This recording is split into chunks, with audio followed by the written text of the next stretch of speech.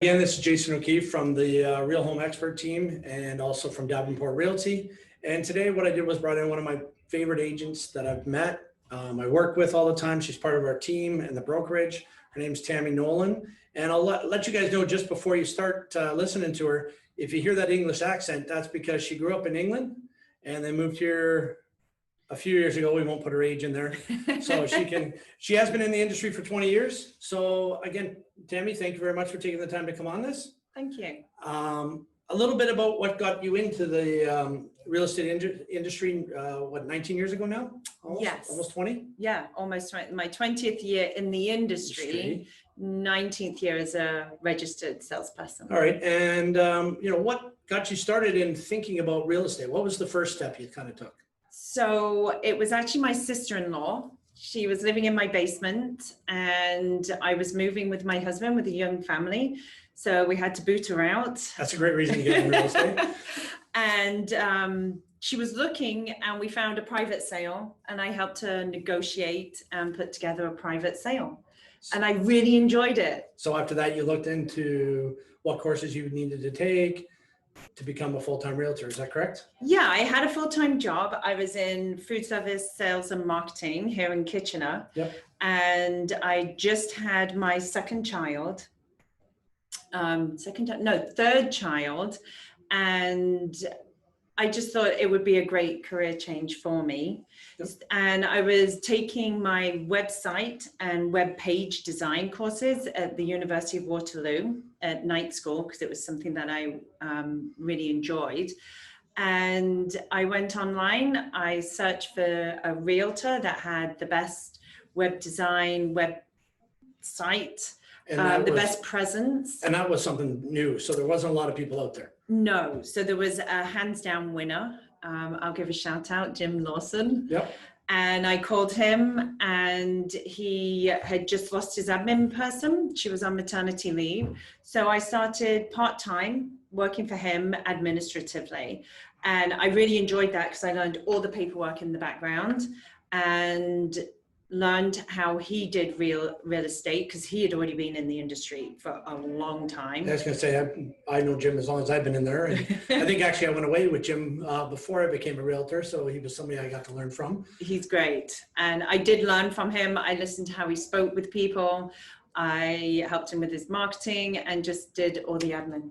Perfect. So over the years now you've seen the evolution of our business. You've seen what buyers and sellers need.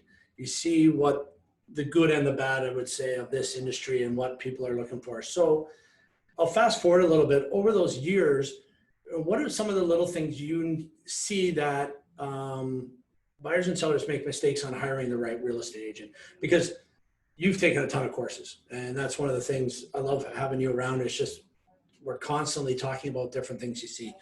So, let's talk about from a buyer's perspective. What are some of the little helpful hints you can give to some buyers out there these days on hiring an agent?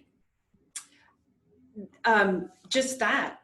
Remind them that they're hiring an agent. Yeah. And or a realtor. And when you're hiring somebody, usually you interview them. 100%. I can't think of too many industries where you hire somebody without interviewing them. Yep. So I think that gets lost with buyers and sellers. I think people think that sellers generally interview for a realtor before they hire them. Buyers should be doing the same. Yeah, I tell people all the time, I know when we were doing open houses and I would meet a lot of the first time buyers or even the people that haven't bought or sold a house in 20 years, when they're going through the open houses, not only are they looking for houses, but they should take a few minutes to maybe have that moment to talk to that agent and see what they can do for them. Now, let's say a buyer meets them and talks to them quickly and doesn't have an opportunity to get to know them, they should reach back out to you. They should reach back out to that agent because it's the most expensive thing you'll buy in your lifetime, most likely. And, you want to have the right person doing the right things because there's a lot of pitfalls in this industry, as you can attest to, right? We've seen it over the years of, 35 years of real estate experience. We've seen a lot of the pitfalls. So, what are some of the other things you would say you're looking for when you're interviewing a buyer agent per se? So what's important to you, I guess, from a buyer's standpoint, the difference in realtors is so vast. Yep. You have knowledge, you have local knowledge, you have business knowledge, you have just different knowledge for different buyers as well. So not all realtors, I wouldn't fit all buyers. No, and I'm the same way. We wouldn't, right? There's certain people Right. we're better at over the years. And we're not talking about, it's not always picking the agent that's been around for 20 years because maybe they don't do things the way they should be done now. And I also think you need to have that right fit, that chemistry, that you need to get along with that person, right? In a lot of ways, right? And trust them. 100%, right? I think the biggest thing with real estate and client realtor relationships is there's got to be trust. Yeah. And I really can't emphasize enough to buyers to speak with at least 2 or 3 realtors before making your decision. Try and figure out what's important to you. What's important in a realtor. Is it just experience? Do you even care if they have local knowledge of neighborhoods? Do you want a younger, an older? What's important to you in a realtor? And ask them, have very specific questions. I recently, it's been interesting, especially because of COVID, I've had telephone interviews. 100%, yeah. I've had 2 this year. Yeah, which is fun, like telephone interviews, Zoom interviews. Because in the old days, we used to meet more people in the open houses or through a referral or a friend or door knocking in other ways, and you start talking to people. But there's many ways now, because of COVID, we've changed our, most agents will have changed their business plan on how they talk to people and do that. One of the other things I would definitely say is, we're not saying you don't need to hire a brand new agent, because you know what, that brand new agent might hustle. They might do everything well better than that agent that's been around for 20, 30 years who just does it their way. So that's one of the things we need to be doing, right? But one of the things you want to do is, like, if they're a new agent, you know, what company they work for, do they have some help behind the scenes? Like, there's a lot of new agents on teams nowadays, and they've got, you know, a ton of agents. Like, we have 15 agents. Some are brand new, some have been around for 20 years, 15 years. So it's not always about hiring that experienced agent, because there's a lot of agents in this industry that just don't take the time nowadays to, spend the time with some of these people out there, or they don't know that industry. And a lot of the more experienced realtors perhaps aren't selling as much today as what they were selling years ago. Yep. A lot of the more experienced realtors aren't going on up-to-date courses. Yeah, because our industry's definitely changed, especially with COVID. It is so dynamic what's going on in our market. And I think the biggest shift I saw was in 2017. 100%. So 2017 happened, and as realtors, if you haven't been continuously going on courses at your local real estate board or through our regulatory bodies, then you're not up on what's going on in the industry. Yeah, even zonings are changing, other things are changing. And depending upon what type of buyer you are, nowadays we're looking at a lot more duplexes. We're looking at a lot more shared family homes, stuff like that. You need to make sure you have an agent that knows how to deal with that. Or in this area, in Kitchener-Waterloo and even Guelph and that, we have a lot more student rentals. So does that agent know how to deal with those in the past? So asking sometimes an agent if they have experience in what you're looking for, if you're asking both of us to do commercial stuff, we're going to recommend you to go see a commercial person, because we don't know how to do that. I shouldn't say we don't know how to do it, but we're not going to do it properly. And we know that. And a good agent will be able to move you on to somebody that is better suited, because that's only doing what's in the best interest of the client. Right. So generally for buyers, I won't help buyers even in Guelph.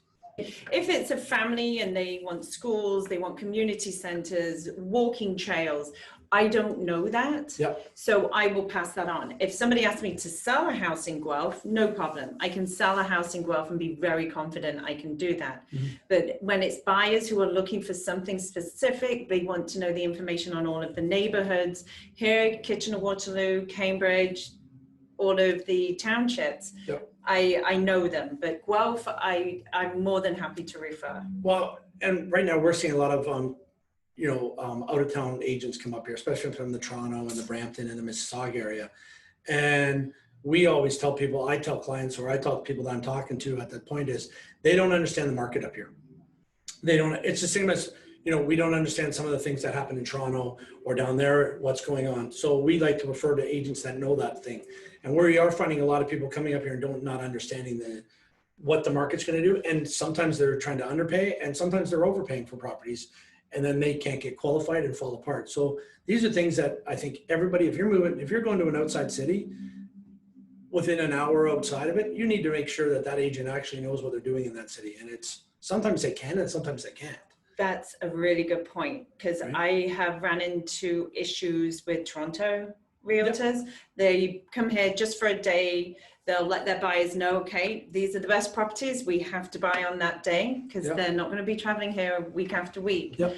And they don't know the licensing. So they come here, they think they're going to put their child into a house, they can rent out the house. They have no idea about the rental and the licensing. Yeah. And so that also goes back to, now we'll talk a little bit more about the sellers. So, when as a seller, you're interviewing agents, there's a few different things you should look for in an agent that way, because that is a different. Yeah, that's totally different. Yeah, a lot of people think it's the same. It's not. There's a lot of different ways of doing things for sellers than buyers. So, what are some of the things, again, from a seller, should be some of the questions they're asking? Again, doing the interviews, of course, but what are some of the questions they're looking for there? Definitely interview, definitely look at the marketing plan.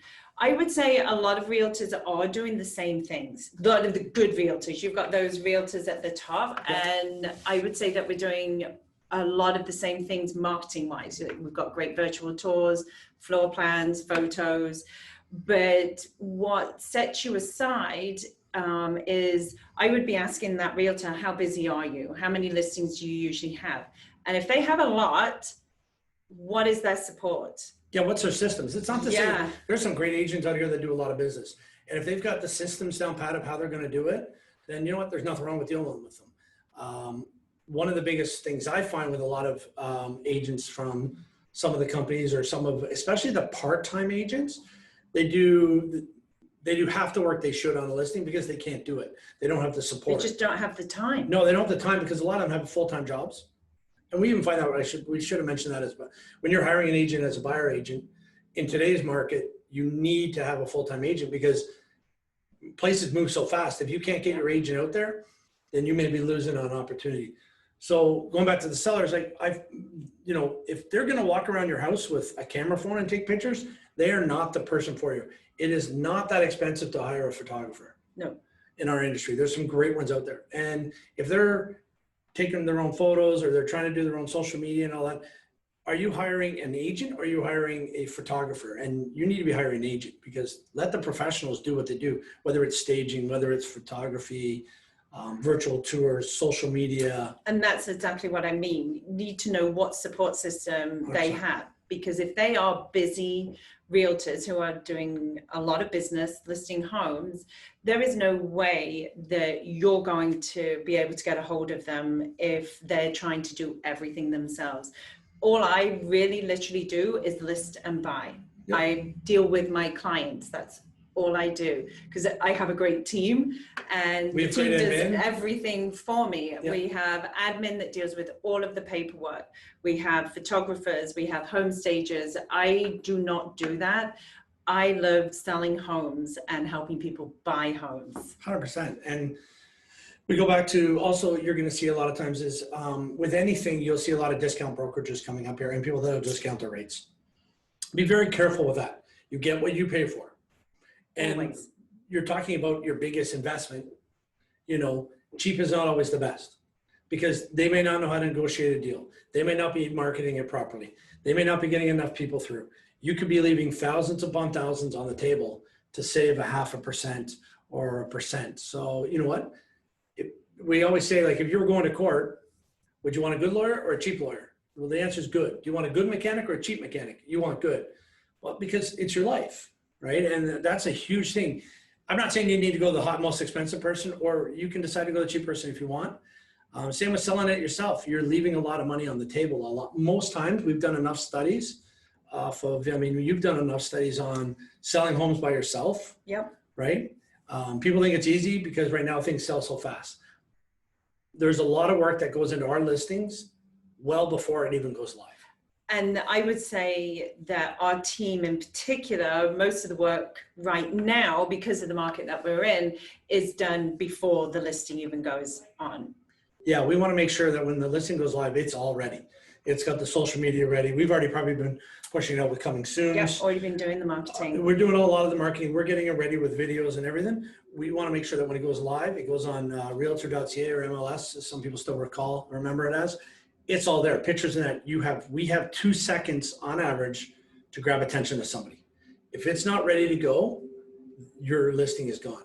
So when you're interviewing, you need to find out what's their systems. What are they dealing with, right? So little things like that. So, Tammy, you've also been taking a bunch of courses recently. Yeah. You just finished your divorce course. It's a way of life. I hate to tell people that.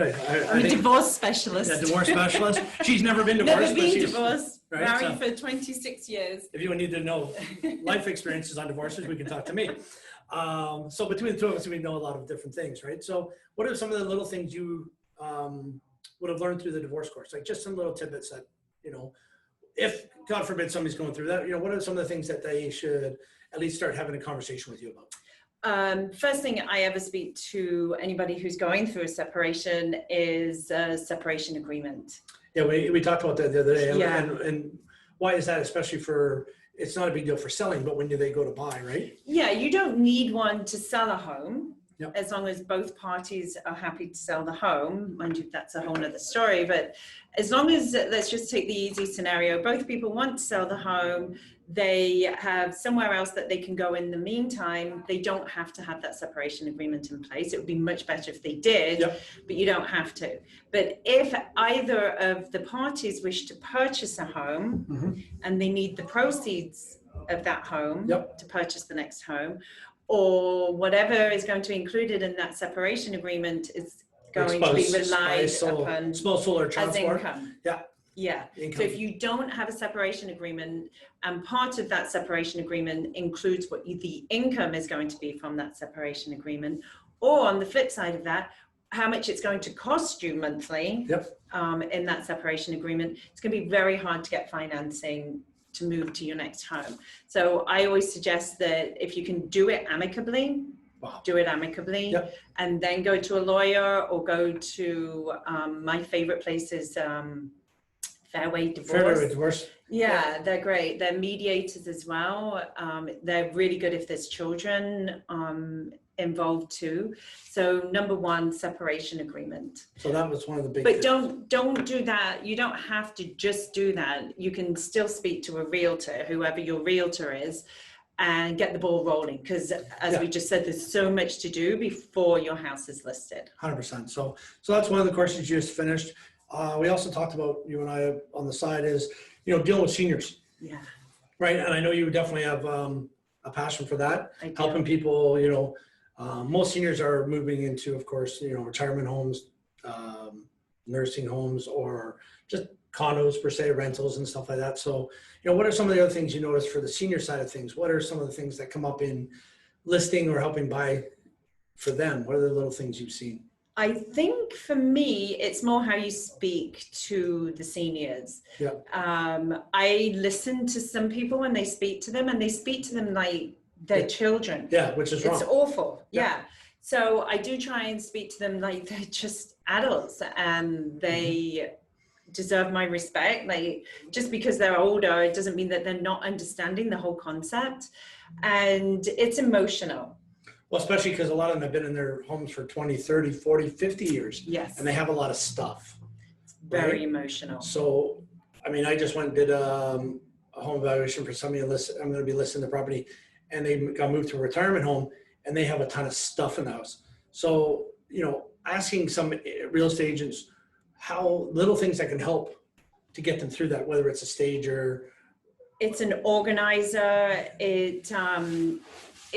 And also, just to come back to speaking with them, it's really important to know who their support system is, because are they going to have somebody else look at an offer? Like, who else is going to be included in this? Because very often when I'm helping seniors, it's often just one. correct? Or they could have a power of attorney. Exactly. They a may living want will. that son or daughter or 100%. both to have a say on any offer that comes in. And the way they correspond is different. Oh, 100%. They may not want you to continuously email, or they may want you to. I've made that mistake. Yeah. They do like doing electronic signatures. They're not children, and but they're just longer conversations to have, and clarity. I find that with the older the client, clarity is everything. So again, that goes back to, when you're interviewing agents or realtors or whatever you want to call us some days, find out what they've done in the past, and every situation can be a little different. There's no two situations that's ever been the same. We're dealing with we're different with people. There's emotion. There's some people that are money oriented, number wise. So make sure you have a realtor, you're hiring a realtor to help you. Not every realtor does everything for everybody. And that's one of the biggest things.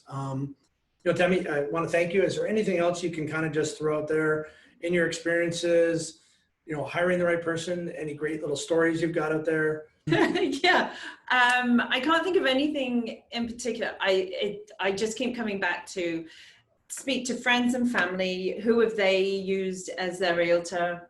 Yeah, just have and what they liked about them. Reviews. Look for reviews on realtors. That I have a great review website that I use, but try and look for reviews on your realtor. Go to Rico and definitely look at Rico. Yeah. Rico is the Real Estate Council of Ontario. If a realtor has had a complaint or a judgment against them, it will be at Rico.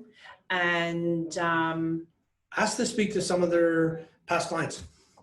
Absolutely. I've done that. That's a really good point, actually. Yeah, just ask to speak to who they've done business with. In my marketing plan, I have a page that says, if you'd like to see reviews or speak with any past clients, I'll send their email and they can speak with them without me. Yeah, absolutely right.